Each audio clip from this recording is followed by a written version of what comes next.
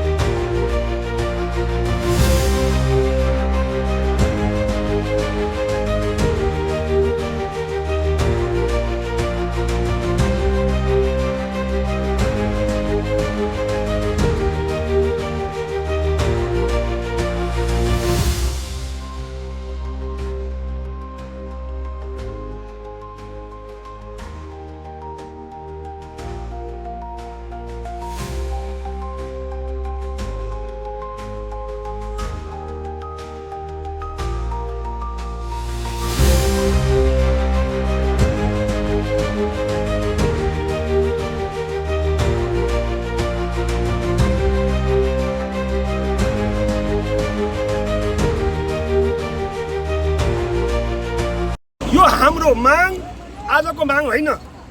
हाम्रो 76-77 सालदेखि कि यो जुन बेलामा नेपाल सरकारले राजमार्गमा एक्सिडेन्टहरू बढ्ता हुन थाल्यो त्यो बेलाको परिकल्पना 3वटा ठाउँको लागि गरेको थियो।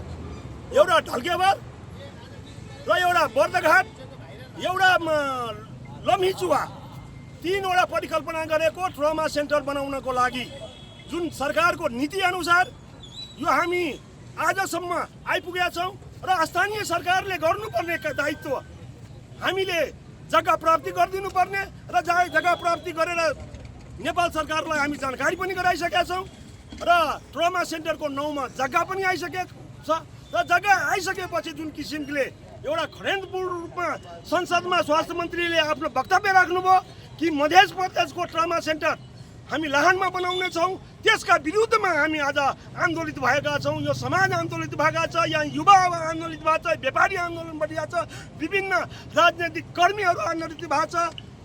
आज हाम्रो आज 5औं दिन भएको हुनाले आउने दिन पनि हामी यसरी नै जुन किसिमले माया ममता यहाँको समाजले हामीलाई दिएको छ त्यो अनुसार चरणबद्ध रूपमा अझै हामी 2 दिनको अझै सशक्त आन्दोलन गर्छौं र त्यसमा पनि नेपाल सरकारले यो सचिनु भएन, सम्बोधन गरेन यहाँ त्यो ठाउँलाई भने हामी यो भन्दा पनि सशक्त रूपमा 28 गते बसेर संघर्ष समितिको मिटिङ बसेर यो भन्दा पनि सशक्त रूपमा आन्दोलन हामी तयारी गर्छौं भन्ने पनि हामी हजुरहरु मार्फत आम जनतालाई जानकारी गराउन चाहन्छु। धन्यवाद। प्रोसेस मिलाएर मिथिला नगरपालिकाको ढल्केबरमा मध्य प्रदेशको मुटु हो यो ढल्केबर। जनकपुर धाम हाम्रो चाहिँ राजधानी हो मधेसको। पूर्व पश्चिम हेर्ने हो भने हाइवेमा 8 वटा हाम्रो ओडाहरू जोडिएको नगरपालिका हो यो। सायद यो कमै हो। यस्तो जनघनत्व भएको ठाउँ र सेन्टर भएको ठाउँमा एलोकेट भइसकेको संघीय सरकारले बजेटसम्म राखिसकेको पुराना सरकारले गरेको कुरालाई अहिलेको नयाँ सरकार आउने बित्तिकै यहाँबाट हटाउनु चाहिँ यहाँ राजनीतिक गन्ध देखिन्छ क्या। राजनीतिक गन्ध यसरी चाहिँ मैले देखेको भान पाएको छु। तपाईहरुले पनि कसरी बुझ्नुभयो? उल्टै हामीलाई यो कुरा फर्काउन खोजिएको छ। तर म यो प्रश्न उहाँहरूलाई जसले हामीलाई भनेको छ त्यतैपट्टि फर्काउन चाहन्छु।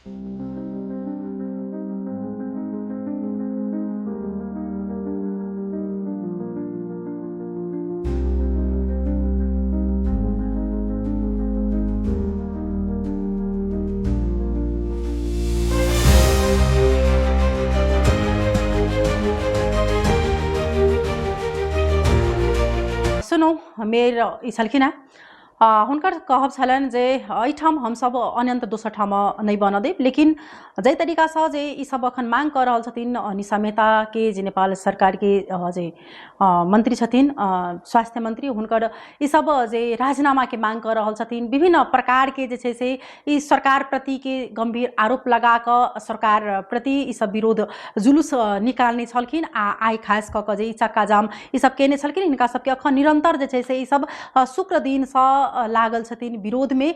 आखनो ई सब जे छै से अपन हिसाब से 1-2 दिन और जे छै से ई सब चक्का जाम करथिन, सरकार के ध्यान आकर्षण कराबे के प्रयास करथिन। अगर एहि चीज से उनकर अगर ध्यान आकर्षण नहीं भेल तब ई सब जे छै से ऐसा चरणबद्ध आगा जे छै से आंदोलन ई सब करथिन।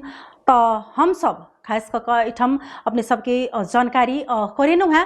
अखन ई ट्रॉमा सेंटर के लग जे विवाद उत्पन्न भेले छै ई वास्तव में अखन ई स्वास्थ्य के मद्देनजर अगर देखल जाए तो एठाम जे अखन ई अवस्था है जे भयावह अवस्था है, एठाम आदमी सब इलाज नहीं पैला के बाद में अन्य ठाम में जा पड़े छै। अखन दिन हो एठाम गाड़ी एक्सीडेंट जे छै से भेला के कारणे दुर्घटना होइत छै। दुर्घटना में आदमी सबके इलाज समय पर नहीं पड़ला के कारण वो सब कतेक आदमी जे छै से अपन जान से गुमा चुकल छथिन। तो सब स्थानीय होय अथवा ओहिठाम के पब्लिक होय सब गोटा के ई इच्छा रहे छै कि हमरा ठाउँ में ई चीज होबा के चाही। लेकिन एकटा दुर्भाग्य ई छै जे अखन ई आवाज उठ रहल छै जे तरीका से जे एठाम अखन किछ पार्टीगत के व्यक्तित्व सबके सेहो अखन ई जे आवाज उठा रहल छथिन। लेकिन जै समय में नेपाली कांग्रेस नेकपा एमाले के सरकार जे समय में छले ओहि समय में आखिर किया जे छै से ई चीज नहीं ई आवाज उठले, ई अस्पताल क्या नहीं बन सकलै। लेकिन दुर्भाग्य कही आखिर अखन ई बन वाला समय में अखन फेर से जाकर जे छै से विरोध भएटा रहल अछि। कम्ती में जल्दी से ई चीज के समाधान होय, एहि पर सरकार के कम्ती में गंभीर भ क जल्दी से ई कार्य शुरू होबा के चाही। कियाक त ई धनुषावासी के लक मात्र नहीं ई मधेसी प्रदेश के लेल एकटा जे छै से ई अस्पताल उपयोगी अस्पताल रहत से तेना लागि रहल अछि। तो हम सब अपने सबके अपडेट करबित रहब। अपने सबके ई अपडेट सब देखबाक लेल, रिपोर्ट सब देखबाक लेल अपने सब टीवी देखैत रही। अखन के लेल विदा लेब। नमस्कार।